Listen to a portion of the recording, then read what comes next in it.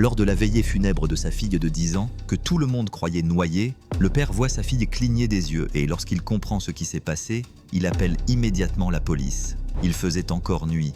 Le coq du voisin n'avait même pas encore chanté. Raymond ouvrit les yeux dans le silence de la maison simple, le plafond taché d'humidité, l'odeur de la brique et de la chaux collée à ses mains, même s'il s'était lavé la veille au soir. Son corps était endolori, mais il y était habitué. La vie de maçon ne lui laissait aucun répit. Il se leva lentement, en essayant de ne pas faire de bruit dans la pièce voisine. La respiration douce de Lucie emplissait le petit matin. Il regarda sa fille, qui dormait encore paisiblement, à travers une fente dans la porte, avant de se rendre dans la cuisine. Cette fille était tout ce qu'il avait, tout depuis qu'il avait perdu sa femme d'un cancer. Sur la petite table, il n'y avait que le strict nécessaire. Il réchauffa du café noir dans la cafetière. L'odeur emplit la cuisine. Il prit du pain de la veille, le beurra, l'enveloppa dans du papier et le mit de côté pour quand la petite se réveillerait. Il en prépara un autre identique et le mit dans son sac en tissu usé, taché de ciment et de poussière. Pour n'importe qui d'autre, ce n'était presque rien, mais pour Raymond, c'était le carburant de la journée. Avant de partir, il retourna dans la chambre. Son cœur se serrait toujours pendant ces quelques secondes. Lucie dormait enveloppée dans la couverture colorée que sa grand-mère avait cousue. Ses cheveux ébouriffés tombaient sur son visage. Si petit, si fragile. Il s'agenouilla à côté du lit et se contenta de la regarder. Parfois, il pensait que s'il le pouvait, il resterait là pour toujours, juste à la regarder respirer. Avec précaution, il l'embrassa sur le front, un long baiser plein de silence. Puis, comme si elle sentait la présence de son père, Lucie ouvrit un œil, endormie, paresseuse. Une voix douce, presque comme un soupir, s'échappa de ses lèvres. « Je t'aime, papa ». Raymond sentit une boule dans sa gorge. Ces 3 mots valaient plus que n'importe quel salaire, plus que n'importe quelle maison ou voiture. Il prit une profonde inspiration, essayant de retenir ses émotions. Il esquissa un sourire et répondit doucement, presque effrayé de briser ce moment. « Et je t'aime encore plus, ma fille. Ne tarde pas à te lever. Oui, je t'ai laissé du pain et du beurre. Ne sois pas en retard, car Magdalena va bientôt passer te chercher pour t'emmener à l'école. » Elle referma les yeux, calme, comme si le monde allait bien simplement parce qu'il était là. Raymond resta là quelques secondes de plus, regardant sa main rugueuse. Il ajusta la couverture sur les épaules de sa fille, puis se leva lentement, sans faire de bruit. Son regard trahissait une immense fierté, mais aussi une légère crainte. La crainte de ne pas pouvoir tout gérer, la crainte que la dureté de la vie ne le sépare d'elle d'une manière ou d'une autre. Il attrapa son sac, mit sa vieille casquette sur sa tête et sortit dans la rue encore sombre. L'air froid du petit matin lui frappa le visage. Il prit une profonde inspiration, sentant l'odeur de la terre humide dans son cœur. Il emportait avec lui ce « je t'aime » comme une médaille invisible. C'était juste un jour de travail ordinaire, mais pour Raymond, il commençait toujours par le même miracle, l'amour simple et profond de sa fille. Plus tard, le soleil était haut dans le ciel et le chantier était en pleine effervescence. Le bruit des marteaux frappant le béton se mêlait à celui des pelles raclant le sol du malaxeur, tournant sans arrêt. De la poussière dans l'air, l'odeur du ciment humide, la sueur coulant sur le visage de chaque ouvrier. C'était la même routine pénible que d'habitude, mais au milieu de ce chaos, Raymond avait quelque chose de différent dans sa poche. À l'heure du déjeuner, les hommes s'assirent en cercle, chacun avec sa boîte à lunch, riant à des blagues stupides pour égayer la journée. Raymond ouvrit le simple sac qu'il avait apporté de chez lui et en sortit du pain légèrement rassis avec du beurre et un fruit. Alors qu'il prenait une bouchée, il resta silencieux pendant quelques secondes, regardant ses collègues. L'un d'eux, Xavier, plaisanta. « Qu'est-ce qui se passe, Raymond? Tu penses à l'amour de ta vie ?» Raymond sourit timidement et répondit. « Eh bien, oui, c'est vrai. » Les autres rirent et plaisantèrent, pensant qu'il faisait référence à une femme. Mais Raymond fouilla dans la poche de son pantalon et en sortit un morceau de papier plié avec beaucoup de soin, comme s'il s'agissait de quelque chose de sacré. Il le déplia lentement, révélant un dessin réalisé au crayon de couleur représentant un homme corpulent aux bras musclés portant un seau avec un grand sourire sur le visage. Au-dessus, écrit d'une écriture enfantine et irrégulière, on pouvait lire « Mon papa ». Le plus fort du monde. Le silence s'installa pendant quelques instants, jusqu'à ce que les plaisantins se retrouvent là, debout, à le regarder, ne sachant pas quoi dire. Raymond baissa les yeux, passant ses doigts sur les lignes du dessin comme s'il touchait sa fille. Sa voix était basse et tendue. « Lucie l'a fait hier. Elle me l'a donné avant de se coucher, et m'a dit que c'était pour que je me souvienne d'elle pendant que j'étais ici. L'un des hommes, Pedro, prit une profonde inspiration et dit « Waouh, tu as de la chance, elle te considère comme un héros. » Raymond sourit légèrement, mais ses yeux se remplirent de larmes. Il plia le papier avec précaution, comme s'il s'agissait de verre, et le remit dans sa poche. Il tapota le tissu pour sentir le dessin près de son cœur. « Ce papier vaut plus que tout mon salaire, » murmura-t-il. Les autres acquiescèrent silencieusement. Javier tenta de briser le silence et dit en plaisantant « Maintenant, nous devons traiter l'homme le plus fort du monde avec précaution, de peur qu'il ne commence. » Tout le monde rit, même Raymond, mais son rire était différent. C'était un rire plein d'amour, de fierté et d'une belle émotion dans sa poitrine. Il savait que ce morceau de papier n'était pas seulement un dessin. C'était une façon simple et pure pour une petite fille de dire « Je te fais confiance, je crois en toi ». Tandis que ses collègues retournaient au travail, Raymond resta un peu plus longtemps, la main dans la poche. Il pressa le papier contre sa poitrine et fit silencieusement une promesse que personne n'entendit. « Je serai fort, ma fille, fort pour que tu ne manques jamais de rien. » Puis il prit une profonde inspiration, attrapa ses outils et retourna au travail, emportant en lui une force qui ne venait pas de ses muscles, mais de l'amour de cette fille qui le considérait comme un héros. Le bruit des marteaux était encore audible lorsque le téléphone portable de Raymond vibra dans la poche de son pantalon. Il le sortit de sa main couverte de ciment sans le nettoyer correctement et le porta à son oreille. « D'accord, » dit-il, haletant, pensant qu'il s'agissait simplement d'un autre message professionnel, mais la voix à l'autre bout du fil n'était pas normale. Elle tremblait, pleine de désespoir. « Raymond, c'est moi, la directrice de l'hôpital. » Elle respirait rapidement, semblant s'étouffer avec ses propres mots. « C'est à propos de votre fille, Lucie. » Raymond sentit un frisson lui parcourir l'échine. Son cœur s'emballa. « Ma fille ? Qu'est-il arrivé à ma fille ?» Il y eut un silence à l'autre bout du fil pendant quelques secondes, puis sa voix revint, brisée. « Elle est tombée dans la rivière près de l'école, et elle ne va pas bien. » Raymond se figea sur place. Le bruit du chantier disparut comme si tout autour de lui avait été englouti par le néant. « Quoi ? Comment ? Elle est tombée ? Non, non. Lucie, où est ma fille ?» La directrice se mit à pleurer. Il entendait ses sanglots mêlés à ses paroles. « Raymond, pardonnez-moi. Elle est dans un état critique. » À cet instant, c'était comme si le monde avait pris fin. Le téléphone portable tomba de sa main et heurta le sol dur, brisant le silence d'un craquement sec. Raymond se prit la tête entre les mains, tituba, puis un cri sortit de sa gorge, un cri qui ne semblait pas humain, résonnant dans tout le chantier. « Non, ma fille, non !» Ses collègues s'arrêtèrent instantanément. Les marteaux se turent. Le mélangeur qui tournait n'avait plus aucun sens. Tout le monde regarda Raymond, effrayé, sans comprendre. Il n'attendit pas d'explication. Il s'enfuit, ses lourdes bottes s'enfonçant dans la poussière, laissant des empreintes de pas tordus sur le sol. Le ciment sec craquait sous ses doigts, mais il ne sentait rien. « Raymond, qu'est-ce qui s'est passé ?» cria quelqu'un derrière lui, mais il ne répondit pas. Il ne pouvait pas. Sa poitrine brûlait. Il ne pouvait plus respirer. Ses yeux le piquaient à cause de la poussière et des larmes qui se mélangeaient. Il courut comme un fou dans les rues, trébuchant, heurtant des inconnus. « Lucie, tiens bon, mon amour », répétait-il sans se rendre compte qu'il parlait à voix haute. Raymond courait comme si ses pieds ne lui appartenaient pas.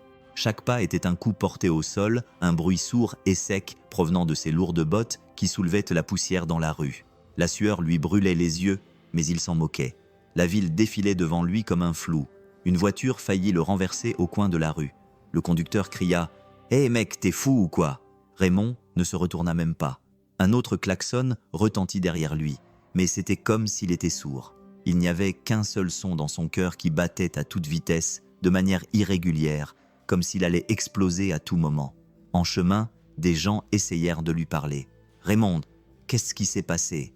Il ne les entendait pas, ou plutôt il les entendait, mais dans son esprit, une seule phrase se répétait silencieusement, comme un battement de tambour sans fin. « Ma fille, ma Lucie, tiens bon, s'il te plaît, tiens bon. » Ses jambes le brûlaient, réclamant du repos, mais il ne s'arrêtait pas. Il ne pouvait plus respirer. Sa poitrine était lourde comme une pierre, mais il continuait à courir. Il trébucha sur un caillou et tomba à genoux, s'égratignant la main sur l'asphalte. Il se releva instantanément, sans ressentir aucune douleur, et continua à courir. L'hôpital apparut au loin. La façade blanche ne lui avait jamais semblé aussi éloignée. Il accéléra encore plus, manquant de tomber à chaque pas. Lorsqu'il franchit les portes vitrées, Son corps répondait à peine. Il s'appuya contre le comptoir de la réception, haletant, en sueur, à bout de souffle. « Ma fille Lucie, où est-elle » La réceptionniste, effrayée par son désespoir, ne pouvait même pas parler. Elle se contenta de pointer du doigt, d'une main tremblante, le couloir. Raymond courut. Le sol froid de l'hôpital contrastait avec la chaleur de son corps en feu. Il arriva juste à temps pour voir la porte des urgences se refermer dans un bruit métallique, assourdissant. Il s'arrêta, titubant, la main sur la poitrine. Son cœur semblait sur le point d'exploser. Ses jambes se dérobèrent sous lui et il s'appuya contre le mur, les yeux fixés sur cette porte fermée. Sa respiration était un cri étouffé. Tout son corps tremblait et au fond de son âme, il n'y avait qu'une seule supplication, un cri silencieux que personne ne pouvait entendre. « S'il te plaît, mon Dieu, ne me l'enlève pas !» La porte des urgences s'ouvrit lentement, le bruit métallique résonnant dans le couloir froid.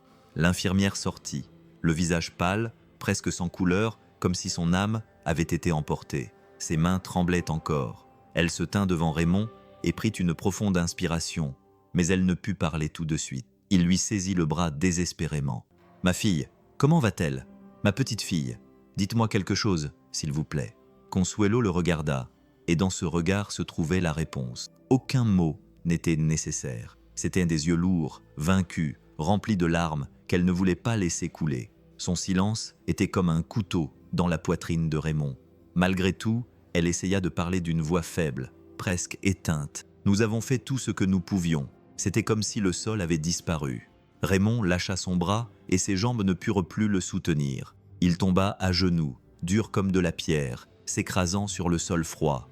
Un son étrange sortit de sa bouche, quelque chose qui n'était ni un cri, ni un hurlement, mais un mélange des deux, un rugissement brisé qui venait du plus profond de lui-même. « Non, non, ma fille, non !» Le cri traversa le couloir et rebondit sur les murs blancs, incitant certaines personnes qui passaient à s'arrêter et à le regarder avec pitié, avec peur, avec réconfort. Il se couvrit le visage de la main, incapable de supporter la scène. Raymond frappa le sol de ses mains, ses ongles griffant le carrelage. Sa respiration s'emballa. Il fixait la porte fermée comme s'il s'attendait à ce qu'elle s'ouvre à tout moment et que sa fille se jette dans ses bras en souriant. Mais le silence était assourdissant. Il se mit à se balancer d'avant en arrière comme s'il voulait se réveiller d'un cauchemar. Des larmes coulaient sans contrôle sur son visage, marqué par la poussière et le ciment sec. « Pardonne-moi, mon Dieu, dit-il entre deux sanglots. Pardonne-moi de ne pas avoir été là, de ne pas l'avoir protégé. » Le couloir tout entier semblait plus petit, plus étroit. Le bruit de sa douleur emplissait chaque recoin, laissant tout le monde silencieux, les yeux remplis de larmes. C'était la douleur d'un père brisé, la douleur la plus cruelle que l'on puisse ressentir. À ce moment-là, Raymond n'était plus l'homme fort au travail, ni l'homme le plus fort du monde que Lucie avait dessiné.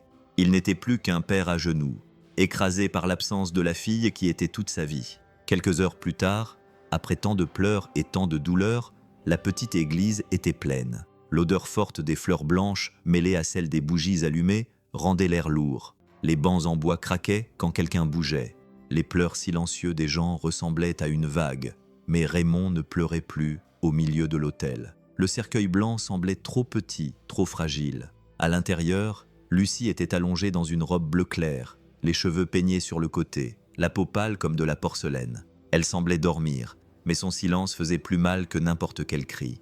Raymond s'avança lentement, comme si chaque pas lui faisait mal. Il se tint devant sa fille et fixa son petit visage, celui qui se réveillait si souvent en souriant, demandant du café au lait, demandant à être prise dans les bras. Maintenant, elle était immobile. Il s'assit à côté d'elle, prit sa petite main froide et ratatinée et la serra doucement, comme s'il pouvait encore lui faire mal.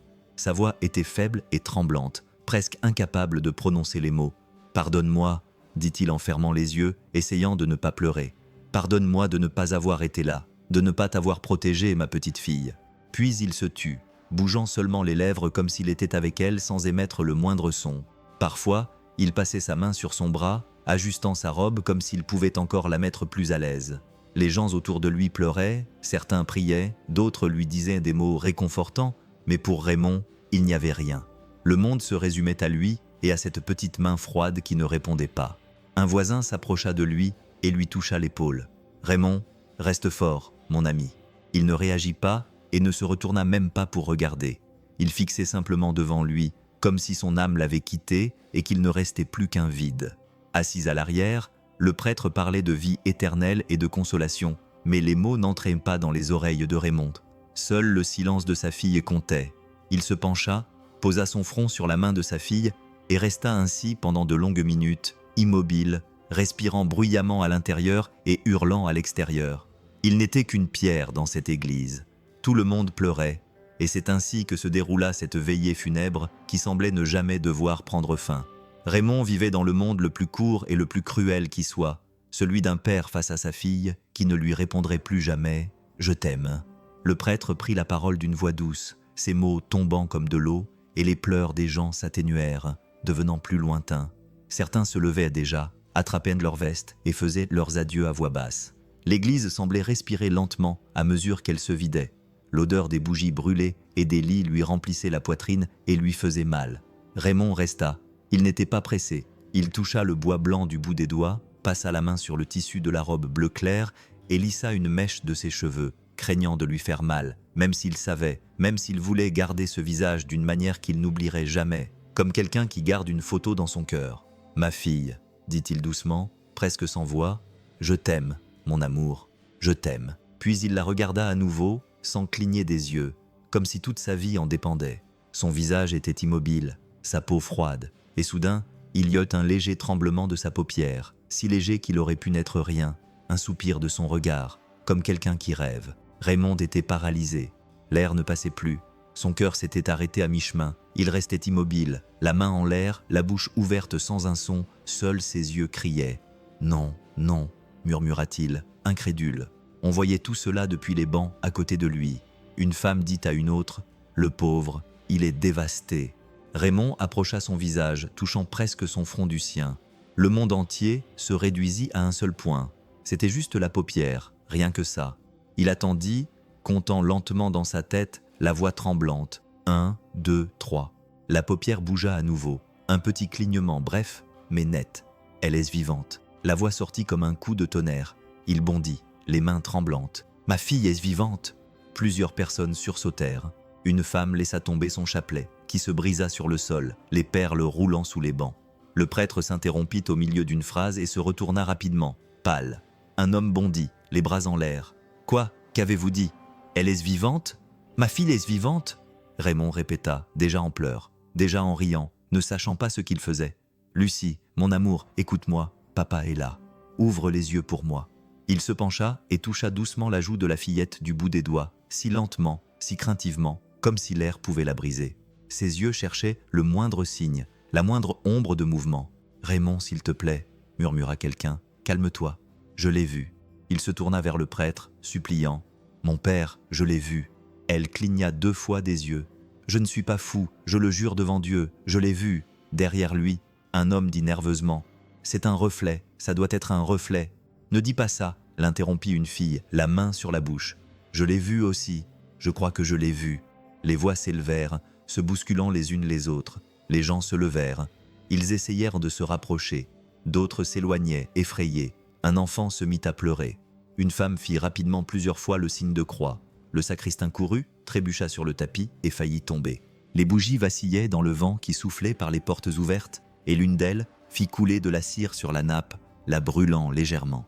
Raymond ne pouvait détacher ses yeux du visage de sa fille. « Lucie, » murmura-t-il d'une voix brisée, « si tu m'entends, cligne encore des yeux, s'il te plaît. Papa est là. Ne me quitte pas, mon amour. Ne me quitte pas. » Le prêtre s'approcha, effrayé, mais déterminé. « Calmez-vous, tout le monde. Laissez-lui un peu d'espace, s'il vous plaît. »« Je l'ai vue, » dit-il.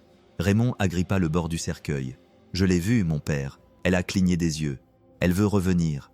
Elle revient vers moi. » L'église s'est remplie de bruit, des pas précipités, des bancs déplacés, des gens qui parlaient fort, des gens qui priaient. Une femme a crié « Appelez à l'aide, vite !» Une autre femme cherchait son téléphone dans son sac, les mains tremblantes, jetant tout par terre. Un homme essayait de mettre de l'ordre. « Reculez, laissez papa tranquille, laissez-lui de l'air, laissez-lui de l'air. » Raymond pencha son visage jusqu'à presque la toucher, des larmes tombant sur le bois, ses lèvres tremblant de manière incontrôlable. « Ma fille, ma fille !» Le chaos éclata comme un éclair à l'intérieur de l'église. Des voix, des cris, des bruits de pas, la sonnette de la porte qui sonnait involontairement. Et au milieu de tout cela, sa certitude brisant le vieux silence de la veillée funèbre. Ma fille est vivante. La sirène de l'ambulance traversait les rues comme une complainte métallique, les lumières rouges clignotant sans arrêt, se reflétant sur les fenêtres, sur les murs des maisons, sur les visages effrayés de ceux qui s'arrêtaient pour regarder à l'intérieur du véhicule. Le petit corps de Lucie était relié à des appareils de fortune, de l'oxygène sur son visage, des câbles sur sa poitrine, son cœur battant faiblement et régulièrement. Raymond était assis à côté de la civière, serrant sa main entre les siennes. La main de sa fille était froide et molle, et cela le tuait à l'intérieur. Il pleurait en silence, les larmes tombant sur son uniforme, sale de ciment et de poussière, ne sachant pas s'il s'agissait d'un rêve ou d'un miracle. Chaque fois que le moniteur cardiaque bipait, il se penchait et murmurait « Tiens bon, mon amour, tiens bon, papa est là !» Les ambulanciers se criaient des ordres, ajustant l'oxygène, vérifiant son pouls. Mais pour Raymond, seule elle existait. Tout le reste n'était que bruit de fond. L'ambulance s'arrêta dans un crissement de pneus devant l'hôpital. Les portes s'ouvrirent brusquement. Les médecins et les infirmières se précipitèrent, saisirent la civière et coururent dans le couloir.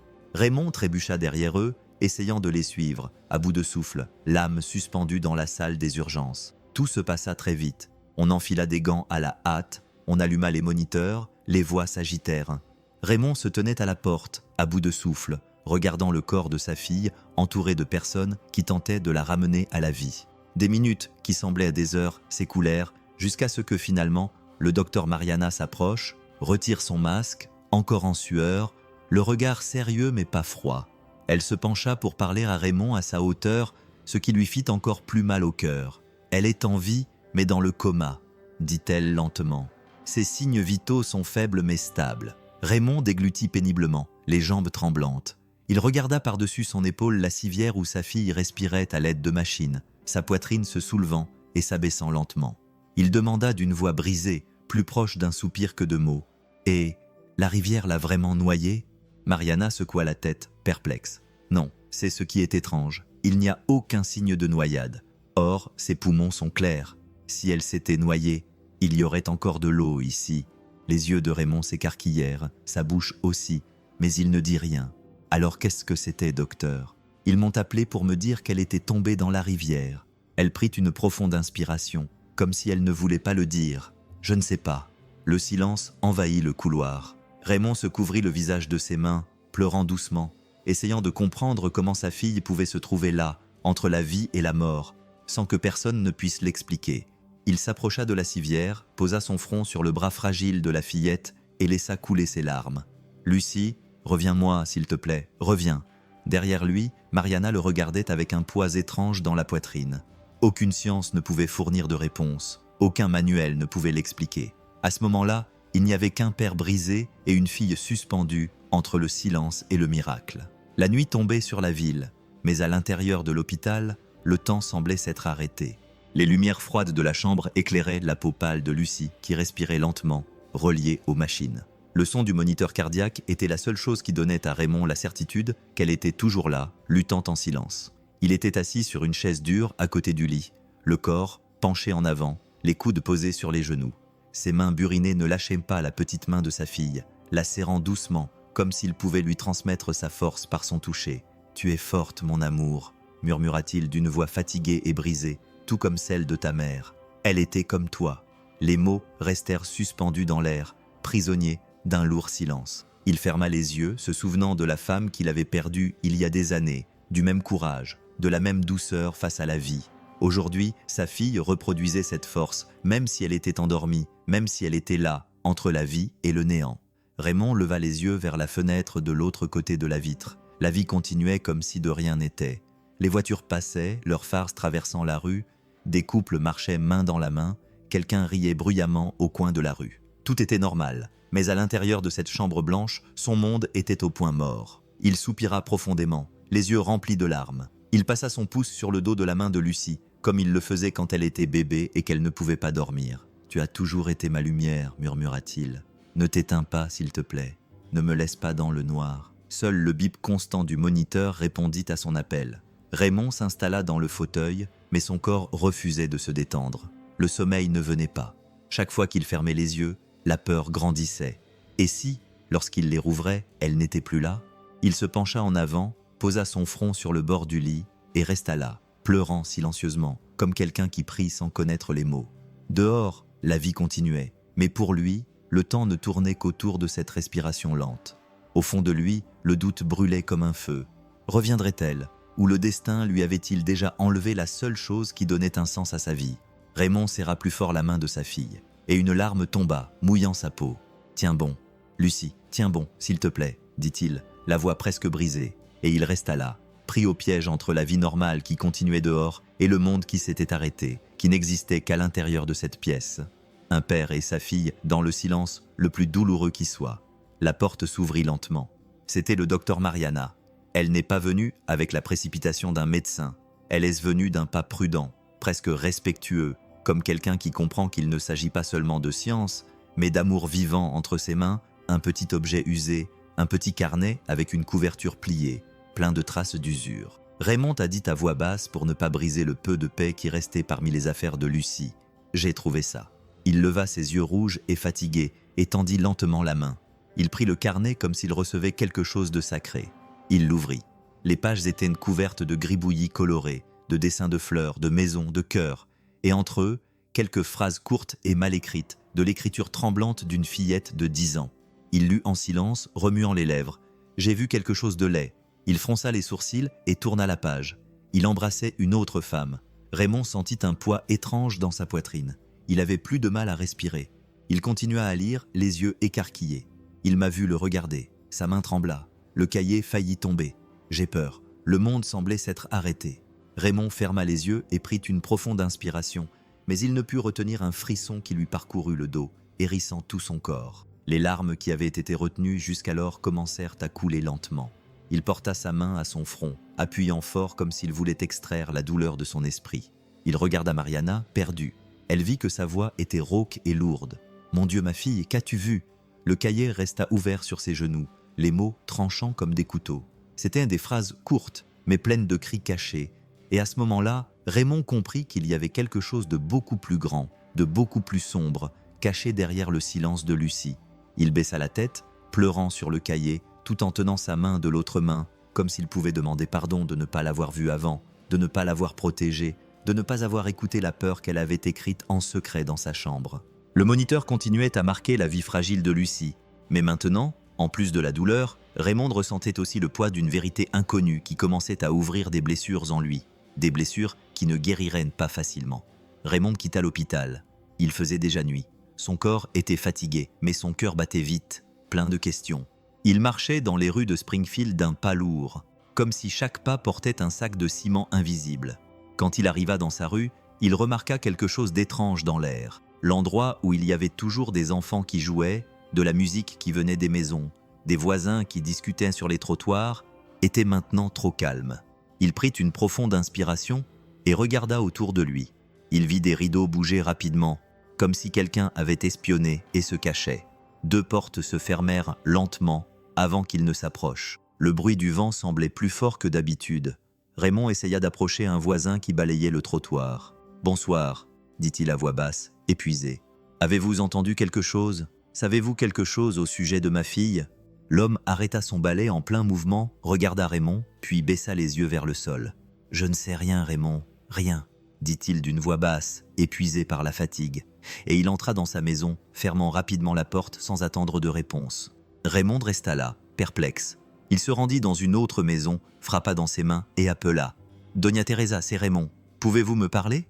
Une femme ouvrit légèrement la fenêtre, juste assez pour montrer la moitié de son visage. « Raymond, je suis vraiment désolé pour ce qui est arrivé à la petite, mais je ne peux pas parler, c'est l'heure de dormir. »« Vous ne pouvez pas parler ?» répéta-t-il, incrédule. « Ma fille a failli mourir. Quelqu'un sait-il quelque chose, s'il vous plaît ?» Elle secoua la tête et ferma la fenêtre sans rien dire d'autre. Raymond passa sa main sur son visage, désespéré. Sa poitrine se soulevait et s'abaissait rapidement. La froideur des voisins lui faisait presque aussi mal que de voir Lucie allongée à l'hôpital. C'est alors qu'il sentit un léger contact sur son bras. Il se retourna et vit une petite dame très âgée, aux cheveux blancs attachés en chignon. C'était Doña Angela, la femme la plus âgée de la rue. Ses yeux tremblèrent de peur, mais aussi de compassion. Elle parlait presque dans un murmure, regardant autour d'elle avec crainte, de peur que quelqu'un l'entende. « Raymond, votre fille a dû voir quelque chose qu'elle n'aurait pas dû voir. » Raymond se figea. Qu'a-t-elle vu? Doña Angela lui serra la main et baissa encore plus la voix. J'ai entendu des cris. Je ne sais pas si c'était les siens ou non, mais c'était les cris d'un homme et d'une femme, puis le silence. Je ne voulais pas m'en mêler. Je ne voulais pas d'ennui, alors je ne suis pas allé voir. Mais je sais beaucoup de choses sur cet endroit, des choses dont personne ne parle. Raymond sentit le sol se dérober sous ses pieds. Son cœur battait plus vite et son estomac se nouait. « Mon Dieu !» murmura-t-il. « Qu'est-ce que ma fille a vu ?» La dame baissa la tête comme si même l'air l'effrayait. « Prends soin d'elle, Raymond, et fais attention à qui tu fais confiance. Il y a beaucoup de faux-semblants ici. » Puis elle partit lentement, disparaissant dans l'obscurité de la rue. Raymond resta là, seul, l'âme serrée. La rue silencieuse semblait cacher des secrets derrière chaque porte. Il leva les yeux vers le ciel sans étoiles, et une pensée le brûlait. Si Lucie avait vu quelque chose, si elle portait cette peur en elle, est-ce que quelqu'un ici le savait? Et quelqu'un ici ne veut pas que je le sache. Le silence dans le quartier n'était pas normal. C'était un silence de peur, un silence qui cachait des vérités, un silence qui faisait plus mal que n'importe quel mot. La maison voisine de la sienne avait toujours été comme une carte postale de la rue, avec sa peinture impeccable, sa clôture basse ornée de fleurs bien entretenues et ses rideaux brodés aux fenêtres. Le dimanche, une odeur de gâteau s'échappait de la boutique et embaumait le trottoir. Matteo, toujours le sourire aux lèvres, arrosait les plantes en plaisantant. Rebecca offrait volontiers un verre de limonade à tous ceux qui passaient. Son fils jouait avec Lucie. Il riait bruyamment, courait dans tous les sens et inventait des mondes au bord du trottoir. Tout semblait aller bien, ce jour-là. La lumière du réverbère formait un cercle pâle sur le sol. La maison parfaite avait ses fenêtres fermées, ses rideaux tirés, sa porte verrouillée. Il n'y avait pas d'odeur de gâteau, pas de musique, seulement un lourd silence. Raymond se tenait devant le portail et regardait fixement pendant un moment. Son cœur se serra. Cette maison était presque une famille, et pourtant personne de là-bas n'était venu à la veillée funèbre. Personne n'avait dit un mot, pas d'étreinte, pas d'excuse, rien. Cela faisait mal. Il prit une profonde inspiration et frappa dans ses mains. Un aboiement lointain répondit depuis une autre rue. Le rideau de la fenêtre bougea légèrement. Quelqu'un jetait un coup d'œil, puis disparut. Raymond appela d'une voix fatiguée. « Matteo?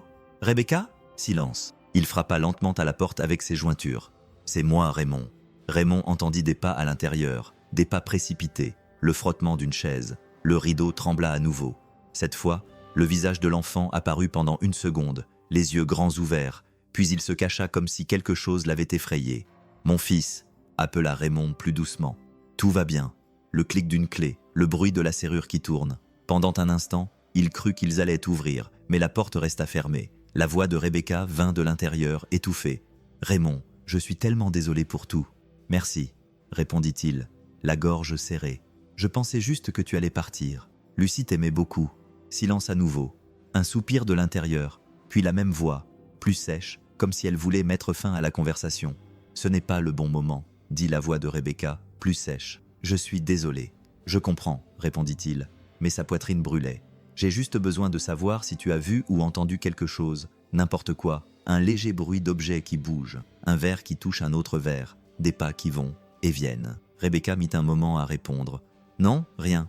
Bonne nuit, Raymond. » La dernière phrase sortit rapidement, précipitamment, puis un autre clic, le verrou, le bruit de la clé qui tournait 2 fois, comme s'il voulait en se couper du monde extérieur. Raymond posa sa main sur le portail et baissa la tête. Il resta là, à écouter son propre cœur. Le mur de la maison était lisse, brillant du reflet du lampadaire, mais près de la base, il y avait une fine ligne, une fissure presque invisible. Il la regarda. Presque personne ne l'aurait remarqué, mais lui, oui. « Pourquoi ne sont-ils pas venus ?» murmura-t-il faiblement. « Pourquoi ?»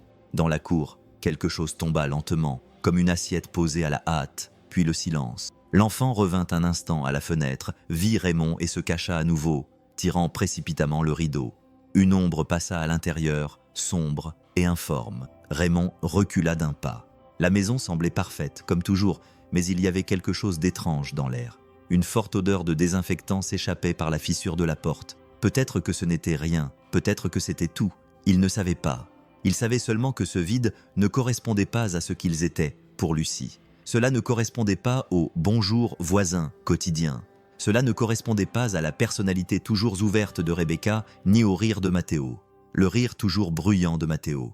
Il se retourna lentement et se mit à marcher, les pas lourds, les mains dans les poches, la tête pleine de pensées. Derrière lui, la maison restait immobile, parfaite, silencieuse, trop parfaite, trop silencieuse. Raymond s'arrêta au milieu de la rue et regarda une fois de plus derrière lui. Le rideau était complètement baissé, couvrant toute la fenêtre. Il continua son chemin, avec le sentiment que quelque chose avait changé dans cette maison et que le silence était désormais la chose la plus forte dans cette rue. Le lendemain, le petit bac à sable près de la place était presque vide. Seul le bruit lointain d'une balançoire qui grinçait venait rompre le silence. Raymond, fatigué, marchait lentement et sans but lorsqu'il aperçut le fils de Matteo assis seul au bord du toboggan. Le garçon jouait avec le sable, dessinant des lignes informes avec un bâton, distrait. Raymond s'arrêta et resta quelques secondes à l'observer. Son cœur battait plus vite. Ce garçon avait presque le même âge que Lucie. Ils jouaient souvent ensemble, courant et riant jusqu'à en perdre le souffle. Mais maintenant, un abîme de silence les séparait. Il prit une profonde inspiration et s'approcha. « Bonjour, mon garçon », dit-il en essayant de paraître calme. Le garçon leva les yeux un instant, l'air méfiant, puis baissa à nouveau la tête, continuant à tracer ses lignes sur le sol. Raymond s'accroupit à côté de lui, posant ses bras sur ses genoux. « Ça va ? Je ne t'ai pas vu depuis un moment. Je te voyais toujours jouer avec Lucie. » Le garçon haussa les épaules sans le regarder dans les yeux. « Elle s'est fâchée contre moi, » dit-il à voix basse. Raymond fronça les sourcils, furieux. « Pourquoi ?» Le garçon se mordit la lèvre inférieure, hésita, puis parla rapidement, comme s'il s'agissait d'un grand secret à garder. « Parce qu'elle a dit qu'elle avait vu mon père embrasser une dame dans la rue, et je lui ai dit que c'était un mensonge, que ma mère serait en colère contre lui. » Raymond se figea, le sang se retira de son visage, le sable sous ses pieds sembla bouger, sa voix sortit rauque et basse. « Qu'est-ce que tu as dit, fiston ?» Le garçon laissa tomber le bâton, désormais nerveux. « Elle me l'a dit, » répondit-il. « Elle a dit qu'elle avait peur, qu'elle ne voulait pas jouer avec moi parce qu'elle disait que ce n'était pas bien. » Raymond respirait bruyamment, comme s'il ne pouvait pas respirer suffisamment, la main moite sur le front. « Elle t'a dit ça ?» Le garçon acquiesça timidement, agitant les mains, sans comprendre la portée de ce qu'il venait de dire. « Oui, mais elle m'a demandé de ne le dire à personne. » Raymond ferma les yeux un instant, le cœur battant si fort qu'il semblait vouloir lui briser la poitrine. Le souvenir du cahier de Lucie lui revint, les phrases mal écrites, la peur cachée. « Elle m'a vu la regarder. J'ai peur. » Il rouvrit les yeux, regardant le garçon, essayant de rester calme. « Écoute, » dit-il d'une voix tremblante. « Tu sais qui était cette dame ?» Le garçon réfléchit quelques secondes et secoua la tête. « Je ne l'ai vue que de loin, mais mon père a dit que ce n'était rien, de ne rien dire. » Raymond déglutit péniblement, les yeux remplis de larmes. Il essaya de sourire au garçon, mais n'y parvint pas. « Merci, mon garçon, merci de me faire confiance. » Il se leva lentement, les jambes faibles, le corps lourd. Le garçon retourna jouer avec le sable, inconscient de l'importance de ce qu'il venait de dire. Raymond resta là, debout, sentant le sol disparaître sous ses pieds, le souffle court, l'esprit en ébullition. Sa fille avait vu quelque chose qu'elle n'aurait pas dû voir, quelque chose qui l'avait effrayée. Et maintenant, les pièces du puzzle commençaient à s'assembler d'une manière trop douloureuse. Il porta sa main à son visage, les larmes coulant sans qu'il puisse les retenir, et murmura « Ma petite fille, qu'as-tu découvert ?» L'hôpital était calme ce matin-là lorsque Mariana trouva Rebecca dans le couloir. Les deux femmes se connaissaient depuis des années. Elles parlaient de leurs enfants, partageaient des recettes et des confidences. Elles n'étaient pas seulement voisines, elles étaient amies. Mariana hésita, mais le poids de ce qu'elle savait ne la laissait pas tranquille. Rebecca l'appela d'une voix basse, presque comme si elle demandait pardon. Rebecca sourit faiblement, mais remarqua immédiatement le sérieux dans les yeux du médecin. « Qu'y a-t-il ? Tu as l'air différente. » Mariana prit une profonde inspiration, regarda autour d'elle, puis dit d'un seul coup « Je dois te dire quelque chose à propos de ce qu'ils ont découvert. C'est à propos de Matteo. » Le sourire de Rebecca disparut, son visage pâlit. « Matteo ? Qu'est-ce qu'il a ?»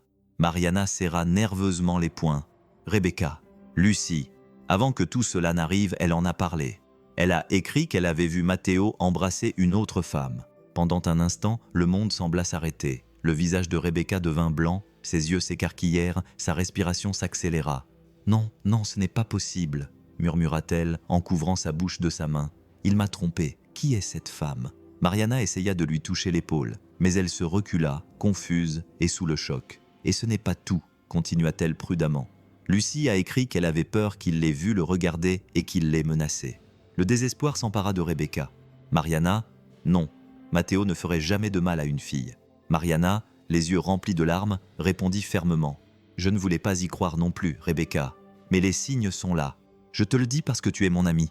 Rebecca se retourna et s'éloigna rapidement dans le couloir. Elle ne pouvait plus écouter. Ses mains tremblaient et son cœur battait à toute vitesse. Elle quitta l'hôpital comme si elle s'enfuyait, les mots résonnant dans sa tête. Elle l'avait vue embrasser une autre femme. Elle avait peur. Elle arriva chez elle sans réfléchir, poussa la porte, entra et trouva Matteo assis dans le salon, faisant comme si tout allait bien. « Matteo, dit-elle d'une voix tremblante, dis-moi la vérité, tu m'as trompé. » Il ouvrit les yeux, surpris, puis rit nerveusement. « Quoi? D'où sors-tu ça? C'est fou !» Rebecca fit un pas en avant, en pleurant. « Je sais tout. Je sais pour l'autre femme. Je sais que Lucie l'a vue, et elle n'est pas la seule. » Le sourire disparut. Son visage devint sérieux. Il se leva brusquement et éleva la voix. « Ça suffit, tu répètes les ragots de personnes malveillantes. » Rebecca lui répondit en criant, la douleur jaillissant de manière incontrôlable. « Arrête de mentir, Matteo. Je le vois dans tes yeux. » Un silence pesant s'installa. Il respirait bruyamment, les poings serrés, jusqu'à ce qu'il s'écrie soudainement. Cette fille est allée là où elle n'aurait pas dû aller. Les mots résonnèrent dans l'air comme un coup de feu. Rebecca sentit ses jambes fléchir. Elle porta la main à sa bouche, effrayée, murmura-t-elle, les larmes coulant sur son visage. Alors c'est vrai. Son regard changea. Il n'y avait plus aucun doute, seulement de l'horreur. Tremblante, elle courut vers le téléphone, ses mains glissant sous l'effet de la nervosité. Elle composa le numéro d'une voix brisée. « Police, venez vite, s'il vous plaît. » Pendant qu'elle parlait, les cris de Matteo la suivaient, essayant de se justifier, essayant de nier. Mais il était trop tard, trop tard. Les mots qui lui avaient échappé ne pouvaient être retirés. Et dans le cœur de Rebecca, la douleur de la trahison se mêlait à la terreur de savoir que la fille d'un voisin, qu'elle aimait comme une nièce, avait été victime de la noirceur qui régnait dans sa propre maison. Le commissariat était rempli de voix confondues, de pas rapides et de téléphones qui sonnaient sans arrêt. Mais à l'intérieur de la salle d'interrogatoire, le silence était épais et lourd comme du béton. Matteo était assis à la table, menotté, le visage en sueur et les yeux rouges. Devant lui, 2 policiers le regardaient en silence, attendant. Après de longues minutes de résistance, il baissa la tête, soupira profondément, et les aveux sortirent de froid, presque sans émotion. « Je voulais juste effrayer la fille. » L'un des policiers se pencha en avant. « Continuez. » Matteo ferma les yeux, la voix tremblante. « Elle m'a vu. Elle a vu quelque chose qu'elle n'aurait pas dû voir. Je lui ai dit que si elle en parlait à quelqu'un, personne ne la croirait. » Raymond, de l'autre côté de la vitre, entendit ces mots et sentit son cœur se briser. Chaque phrase était comme une pierre qui lui était lancée. Ses mains tremblaient, tout son corps le suppliait de défoncer cette porte et d'en finir là.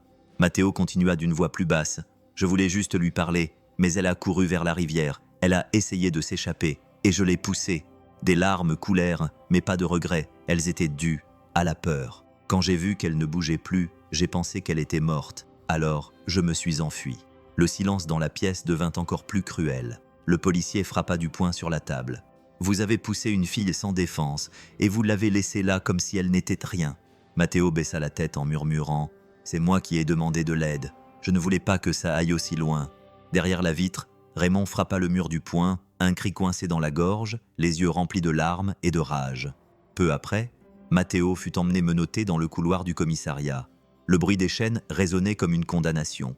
Rebecca resta là, le visage baigné de larmes. Elle ne pleurait pas pour lui. Elle pleurait pour la vérité qui pesait trop lourd, pour la jeune fille innocente qui avait souffert pour quelque chose qui ne lui appartenait pas.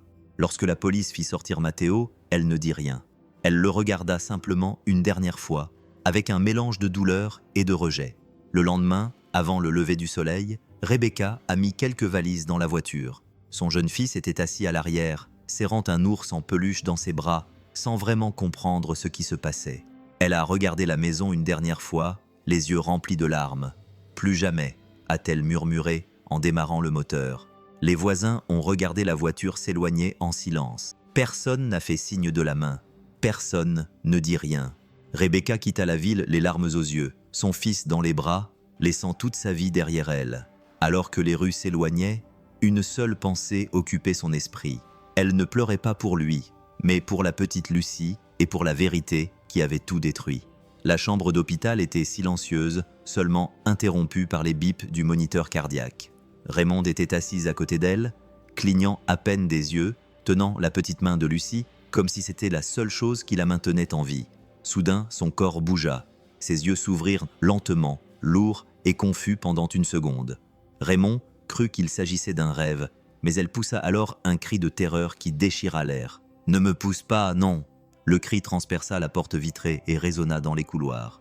Raymond bondit, le cœur battant à tout rompre, et courut vers elle. Raymond arriva en courant, trébuchant presque, et la prit dans ses bras. « C'est moi, mon amour, papa. » Elle était là. Elle tremblait, les yeux grands ouverts, les larmes coulant sans discontinuer. Il m'a poussé. Ne me pousse pas. Raymond la serra fort dans ses bras, même s'il avait peur de lui faire mal. Il lui caressa les cheveux, pleurant avec elle. « C'est fini, c'est fini.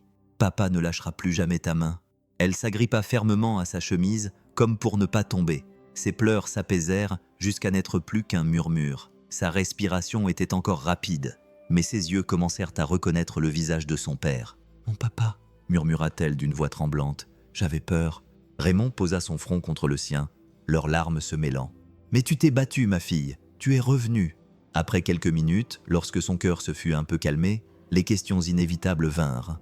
Le médecin à ses côtés lui demanda gentiment « Lucie, peux-tu me dire ce qui s'est passé ?»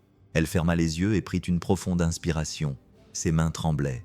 Raymond la caressa en lui parlant doucement. « Parle, mon amour, parle. Je suis là. » Avec des pauses et la voix brisée, Lucie commença à raconter son histoire. « J'ai vu Mathéo. Il a essayé d'embrasser l'infirmière. » Raymond écarquilla les yeux, mais ne dit rien. Il la laissa simplement continuer. « Je l'ai vu. Il m'a regardé et m'a dit que si j'en parlais à quelqu'un, personne ne me croirait. » Elle sanglotait, serrant plus fort la main de son père. J'avais peur. J'ai couru vers la rivière et il m'a poussé. Les larmes de Raymond tombèrent sur sa main. Il tremblait de tout son corps, mais il la serra fort. Puis Lucie demanda « Mariana ?» Doucement, la fillette ferma les yeux comme si elle ressentait à nouveau le froid. Je sentais l'eau glacée, très glacée, et tout devint noir. Puis elle prit une profonde inspiration. Sa voix sortait à peine. « Je t'ai entendu m'appeler, papa. Je t'ai entendu, et je suis revenu. » Raymond fondit en larmes, serrant sa fille dans ses bras. « Dieu merci, Lucie. » Bien que faible, elle enlaça son père avec le peu de force qui lui restait. Et là, dans cette pièce, entre les larmes et la douleur, la vérité eut enfin une voix, et sa vie fragile s'accrocha à l'amour d'un père qui ne lâcha jamais la main de sa fille. Les paroles de Lucie tombèrent comme une bombe. L'infirmière qu'elle décrivait, les cheveux tirés en arrière, le regard toujours tendu, parlant rapidement, c'était sans aucun doute Consuelo, celle-là même qui avait regardé Raymond avec des yeux vides à l'hôpital et lui avait dit « Nous avons fait tout ce que nous pouvions ». La police se mit immédiatement à sa recherche. Ils se rendirent chez elle. Les fenêtres étaient fermées, les portes verrouillées.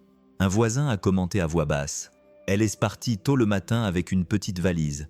Elle n'a rien dit à personne. » Toute la ville était sous le choc. Comment quelqu'un qui travaillait pour sauver des vies pouvait-il être impliqué dans un mensonge aussi cruel? Lorsque Raymond l'apprit, il ressentit un mélange de rage et de désespoir. Elle m'a regardé dans les yeux, murmurant et se frappant la poitrine avec la main.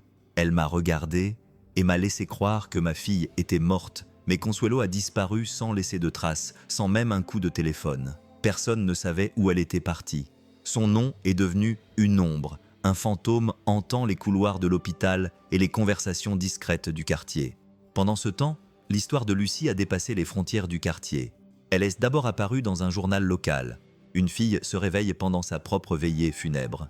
Puis la nouvelle s'est répandue comme une traînée de poudre. Télévision, radio, pages internet. Soudain, tout le pays connaissait l'histoire de la petite Lucie Salinas, la fille qui a cligné des yeux dans son cercueil et est revenue à la vie. Les titres étaient de forts. Se réveille à ses funérailles. Une fille survit à une tentative de meurtre. Miracle à Springfield. La fille qui a refusé de mourir. Et avec les titres venaient les photos. Le portrait de Lucie, encore pâle, allongée à l'hôpital, tenant la main de Raymond, le visage fatigué mais plein d'amour. Les réactions ont été intenses. Beaucoup ont pleuré devant leur télévision, ont serré leurs enfants dans leurs bras et ont envoyé des lettres et des messages de soutien. « Cette petite fille est un miracle vivant », a déclaré une femme au marché. « C'est du pur courage. Dieu l'a ramené à la vie, a murmuré un père à la messe. Mais tout le monde n'a pas réagi avec bienveillance. Certains habitants de la ville étaient divisés. « Cela va nous embarrasser », murmura un commerçant. « Ils appellent déjà notre rue la rue des cercueils. »« Embarras, rien du tout », répondit un autre. « Cette fille est un symbole d'espoir. » Et ainsi, entre critiques et hommages, l'histoire se répandit. Raymond, au chevet de sa fille, ne prêtait aucune attention aux gros titres. Il se moquait des ragots du monde. Tout ce qui lui importait, c'était de voir Lucie respirer, même s'il avait peur, même si elle portait des marques invisibles. Il passa ses doigts dans ses cheveux et murmura « Tu n'es plus seulement ma fille, tu es la fille de tous ceux qui ont besoin de croire qu'il y a encore des miracles dans ce monde. » Lucie, bien que faible, sourit légèrement, et ce simple sourire au milieu de tant de douleurs fit pleurer tout un pays avec elle. À l'hôpital, il y avait une agitation constante. Les journalistes se tenaient à la porte, curieux, essayant d'entrer, mais à l'intérieur, dans le couloir blanc et calme, ce qui importait vraiment, c'était une petite fille qui se battait pour se rétablir au milieu de tout cela. Le nom du docteur Mariana a commencé à être entendu. Les gens disaient que c'était elle qui s'était occupée d'elle, que c'était elle qui n'avait pas abandonné, que c'était elle qui l'avait ramenée à la vie. Les journaux l'ont qualifiée d'héroïne. Les journalistes voulaient entendre sa version, mais Mariana ne l'a jamais ressenti ainsi. Chaque fois que quelqu'un l'arrêtait, sa réponse était la même. « J'ai juste fait mon travail. » Le vrai héros, c'est son père. Un après-midi, Raymond est entré dans la chambre, les yeux rougis d'avoir tant pleuré. Mais cette fois-ci, il y avait quelque chose de différent. C'était de la gratitude qui transparaissait à travers la douleur. Il a regardé Mariana, qui réglait l'équipement à côté du lit, et s'est approché d'elle lentement. « Docteur », dit-il d'une voix hésitante. Il déglutit et poursuivit. « Je ne pourrai jamais vous remercier assez pour ce que vous avez fait. » Elle sourit sans quitter des yeux Lucie, qui respirait calmement, désormais déconnectée des machines. « Vous n'avez rien à payer, Raymond. C'est elle qui s'est battue. Je n'étais là que pour l'accompagner. » Il secoua la tête, les larmes coulant sur son visage, sale et épuisé. « Non, vous avez sauvé ma fille 2 fois. La première fois, quand vous n'avez pas abandonné à l'hôpital, et la deuxième fois, quand vous avez cru en moi alors que personne d'autre ne le faisait. » Mariana détourna le regard, émue. Elle caressa doucement le bras de Lucie et murmura « Je lui ai juste tenu la main, mais c'est l'amour que vous lui portez tous les deux qui l'a ramené à la vie. » Raymond tomba à genoux à côté du lit, pleurant et sanglotant. Il prit la main de Lucie dans l'une de ses mains et celle de Mariana dans l'autre, les serrant fort. « Merci, merci, docteur. Vous n'avez pas idée de ce que cela signifie pour moi. » Mariana prit une profonde inspiration, essayant de retenir ses propres larmes. « Je sais, Raymond, j'ai aussi été une fille, et je connais la valeur d'un parent qui ne lâche jamais prise. » La pièce devint silencieuse. Seul le doux bruit de la respiration de Lucie remplissait l'espace comme une musique fragile. Raymond se leva lentement, toujours en pleurs, et regarda Mariana avec une gratitude qui ne pouvait s'exprimer par des mots. « Dieu vous a mise sur le chemin de ma fille, et je ne l'oublierai jamais. » Elle sourit en baissant la tête, car parfois, la plus belle vérité n'a pas besoin de réponse. Et à ce moment-là, au milieu d'un hôpital rempli de douleur, il y eut quelque chose d'étrange. La certitude que l'amour associé à la foi avait vaincu la mort. Les semaines suivantes furent une lutte silencieuse. Lucie rentra à la maison, mais elle n'était plus la même fille qui courait joyeusement dans le jardin. Son corps était vivant, mais ses yeux étaient assombris. Le simple bruit de l'eau de la douche la faisait paniquer. « Papa, ne me laisse pas seule », disait-elle en s'accrochant à son bras. Raymond s'asseyait sur le rebord de la salle de bain, dos à elle, attendant qu'elle prenne une douche rapide, la porte toujours entr'ouverte. Parfois, elle pleurait doucement lorsqu'elle sentait l'eau sur sa peau. Il faisait semblant de ne pas l'entendre, mais chacun de ses sanglots était comme un coup de poignard dans sa poitrine. La nuit, son lit restait intact. Lucie ne pouvait dormir qu'en serrant son père dans ses bras, recroquevillée comme lorsqu'elle était bébé. Sa respiration était lourde, parfois interrompue par des cauchemars. « Ne me pousse pas !» criait-elle dans son sommeil, le corps tremblant. Raymond la serrait fort et murmurait « C'est fini mon amour, papa est là, personne ne te fera plus jamais de mal. » Mais il y avait aussi quelque chose de nouveau. Lucie commençait lentement à parler. Elle ne restait plus silencieuse comme avant. Elle prenait des crayons de couleur et des cahiers et dessinait ce qu'elle ressentait. Elle griffonnait des rivières sombres, mais elle dessinait aussi des fleurs, des soleils et d'énormes mains qui tenaient les siennes. Un jour, elle montra à son père un dessin représentant un cœur brisé, maintenu par du ruban adhésif coloré. « C'est ce que je ressens », dit-elle sérieusement, mais sans pleurer. Raymond déglutit péniblement, lui caressa les cheveux et répondit « Alors nous allons recoller ce cœur chaque jour, jusqu'à ce qu'il soit à nouveau entier. » Et pour la première fois depuis longtemps, Lucie sourit, un petit sourire timide, mais c'était un sourire. Quelques jours plus tard, dans le simple jardin derrière la maison, Raymond est apparu avec un sac rempli de plants de fleurs. La terre était encore sèche, mais il avait déjà creusé des trous dans le sol. Il a appelé sa fille. « Viens ici, ma fille. Aujourd'hui, nous allons planter la vie. » Lucie s'est approchée avec curiosité, toujours effrayée à l'idée de sortir seule, mais lui faisant confiance. Ils se sont agenouillés l'un à côté de l'autre. La terre noire tachait ses petites mains, et Raymond sourit en voyant qu'elle ne se plaignait pas. « Chaque fleur que nous plantons, expliqua-t-il d'une voix douce, est une partie de toi qui a survécu. » Lucie le regarda avec des yeux brillants. « Alors plantons-en beaucoup. » Le cœur de Raymond pouvait à peine le supporter. Il rit à travers ses larmes et lui tendit un autre plan. « Nous en planterons autant que cette cour peut en contenir. Et s'il n'y a pas assez de place, nous trouverons un autre endroit. » Et ainsi, les mains pleines de terre et les larmes mêlées au sourire, le père et la fille remplirent la cour de fleurs. C'était un jardin simple, mais il renfermait un miracle. La lente renaissance d'une fille qui avait affronté la mort et qui apprenait maintenant à s'épanouir à nouveau. Le facteur du village n'apportait presque jamais autre chose que des factures. Mais ce matin-là, lorsque Raymond ouvrit la petite boîte métallique rouillée, il trouva une enveloppe soigneusement pliée avec son nom écrit à la main. Il reconnut immédiatement l'écriture. Raymond était assis sur le pas de la porte, le cœur lourd avant même d'ouvrir l'enveloppe. Ses doigts épais et calleux tremblaient lorsqu'elle déchira le papier à l'intérieur. Une lettre écrite en lignes bancales, certaines tachées de larmes. « Raymond, je n'ai pas le droit de te demander quoi que ce soit, mais je dois te dire, pardonne-moi, je ne savais pas. J'ai moi aussi été trompé. J'ai cru en l'homme qui vivait à mes côtés, et j'ai découvert trop tard le monstre qu'il cachait. Je sais que rien ne peut effacer ce qui s'est passé. Rien ne peut effacer la douleur que toi et Lucie portez en vous, mais je veux que tu saches que j'ai moi aussi tout perdu. J'ai perdu ma maison, j'ai perdu ma vie, j'ai perdu ma confiance. Aujourd'hui, je ne suis qu'une mère qui essaie de protéger son fils d'une ombre que je n'ai jamais choisie. Je n'attends pas votre pardon. Je voulais juste que vous sachiez que je pleure tous les jours pour votre fille et que je porterai cette culpabilité avec moi pour toujours. » Rebecca Raymond fixait les mots, la vue brouillée par les larmes qui coulaient sans qu'elle puisse les retenir. Ses mains serraient le papier comme si elle voulait enlever le poids de ses mots. Lucie apparut derrière lui, curieuse. « Papa, qui a écrit ça ?» Il s'essuya les yeux avec le dos de la main, esquissant un sourire fatigué. Quelqu'un qui a aussi souffert. Sa fille se blottit silencieusement contre son épaule. Raymond prit une profonde inspiration, plia soigneusement la lettre et la serra contre sa poitrine. Puis il murmura, plus pour lui-même que pour elle. « Je ne te déteste pas, Rebecca. Je ne te déteste pas. Toi aussi, tu as survécu. » Une douce brise soufflait dans la cour, agitant les fleurs nouvellement plantées.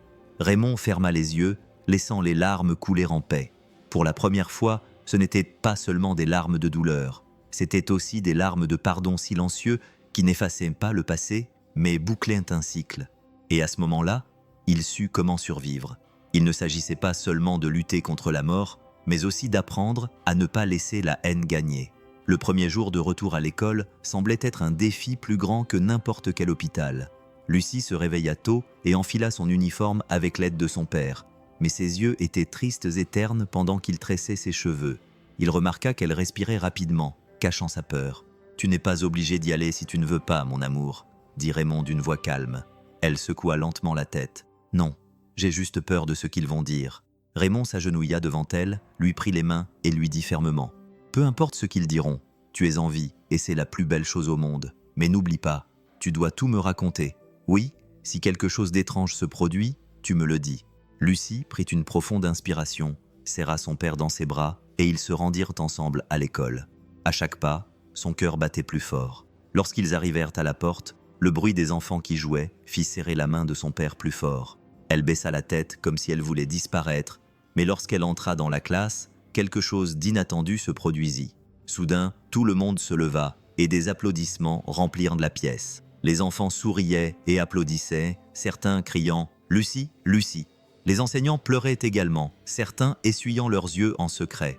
Le directeur s'approcha, serra la jeune fille dans ses bras et lui dit doucement « Bon retour parmi nous, chère Lucie ». Elle leva lentement les yeux, surprise. Son cœur, qui était serré, commença à s'ouvrir. Puis, au milieu de tous ces applaudissements, elle regarda vers la porte. Raymond était là, debout, les bras croisés, essayant de retenir ses larmes. Elle sourit timidement, mais sincèrement. « J'ai réussi, papa ?» Il ne put répondre, se contentant d'acquiescer, la poitrine remplie de fierté et d'émotion. Les jours suivants, la routine scolaire reprit, mais ce ne fut pas facile. Lucie avait encore des ombres. Elle ne parlait pas beaucoup et restait silencieuse pendant la récréation, jusqu'au jour où, pendant la pause, elle s'assit seule sur un banc dans la cour. Une fille s'approcha lentement d'elle. Elle avait les yeux tristes, mais un doux sourire. Elle s'assit à côté d'elle sans demander la permission. Elles restèrent silencieuses pendant un moment, regardant simplement les enfants courir dans tous les sens. Soudain, la fille dit « Moi aussi, j'avais peur ». Lucie tourna la tête, surprise. « Toi aussi ?» La fille sentit ses mains jouer avec les siennes. « Mes parents se disputaient beaucoup et j'avais peur de les perdre. C'est différent, mais je sais ce que c'est que de ne pas pouvoir dormir. Je sais ce que c'est que d'avoir le cœur serré tout le temps. » Lucie prit une profonde inspiration, les yeux remplis de larmes. « Je pensais être la seule à ressentir cela. »« Non, » répondit la fillette en souriant légèrement. « Nous pouvons ressentir cela ensemble si tu veux. » Elles se regardèrent en silence, et sans dire un mot, elles s'étreignirent fort. C'était l'étreinte d'une petite fille, mais elle était pleine de compréhension. Dans cette étreinte, Lucie ressentit quelque chose de nouveau. Elle n'était plus seule, et cela était aussi important pour elle que d'être en vie. Mariana arriva d'un pas doux et silencieux, sa blouse repliée sur son bras, comme pour dire « Je ne suis pas médecin ici, je suis juste quelqu'un qui se soucie de vous. Puis-je rester un moment ?» demanda-t-elle en regardant d'abord Raymond. Il mit du temps à répondre, son regard protégeant sa fille comme un mur, mais peu à peu, ce mur commença à se fissurer. « Vous pouvez, » dit-il d'une voix qui semblait encore effrayée, « juste pour un petit moment. » Mariana s'assit sur le bord du lit, tendit la main et attendit. Elle ne toucha pas Lucie avant que celle-ci ne fasse le premier pas. Parfois, la fillette se contentait de regarder. D'autres fois, elle s'approchait lentement et saisissait l'un de ses petits doigts, comme le font les bébés. Un de ces soirs-là, Lucie prit une profonde inspiration, posa sa tête sur son épaule et murmura d'une voix qui semblait enfin avoir trouvé un endroit où se poser. « Tante Marie ». Mariana ferma les yeux un instant. Cette tante s'enfonça profondément dans un endroit où vivent les choses les plus importantes. Elle regarda Raymond, lui demandant la permission du regard. Il acquiesça, ému, comme pour dire « Merci de ne pas précipiter les choses ». Les jours passèrent. Raymond restait présent en toutes circonstances. Il préparait le petit déjeuner, peignait les cheveux de Lucie et s'assurait que la lumière du couloir était allumée à l'heure du coucher. Mais Mariana trouvait des moyens d'aider. Elle arrivait l'après-midi avec un pot de soupe qui sentait le maïs et la coriandre et disait « J'en ai fait trop, tu veux bien m'aider ?» Raymond souriait timidement. « Nous avons trouvé un moyen de nous installer à la table simple. » Ils ont mangé lentement. Mariana a interrogé Lucie sur son dessin du jour. Lucie lui a montré son cahier. Des rayures colorées, des fleurs tordues, un grand soleil et à côté, une petite tache d'eau qui n'était pas de la peinture, mais une larme tombée accidentellement.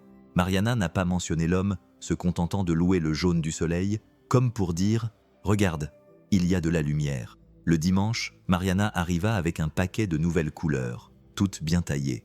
Elle resta debout à la porte sans entrer. « Je peux entrer ?»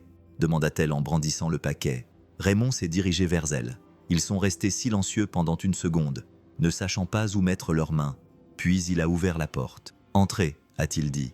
Elle est entrée lentement. Lucie a couru vers elle, s'est arrêtée à mi-chemin, est devenue nerveuse, puis a serré Mariana dans ses bras. « Merci ma tante », a-t-elle dit. « De rien, ma fille », a répondu Mariana, la voix brisée.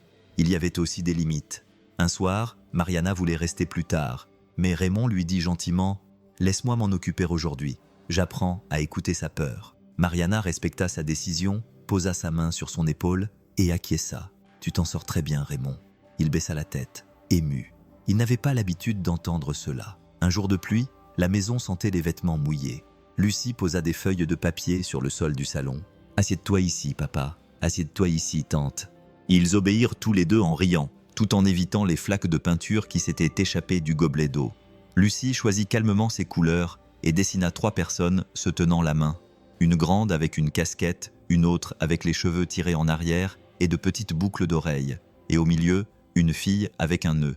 Elle prit soin de dessiner les yeux et les mains jointes, puis dessina un grand cœur sur la poitrine de chacun. Raymond observait chaque trait comme s'il assistait à un miracle au ralenti. Mariana respirait doucement, de peur de briser ce moment. Lucie souleva ensuite le dessin à deux mains et dit « Attendez, il manque quelque chose. » Tendiez.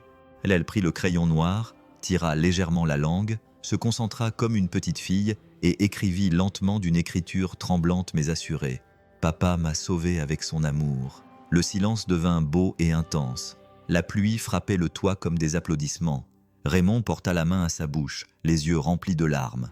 Mariana cligna rapidement des yeux, essayant de retenir ses propres larmes, mais elle n'y parvint pas. « Mon amour, » dit Raymond, la voix brisée, « je n'ai fait que ce que n'importe quel père aurait fait. » Lucie secoua la tête. « Tu es resté, tu m'as tenu la main. » Mariana désigna délicatement la signature de la fillette. « Puis-je en garder une copie ?»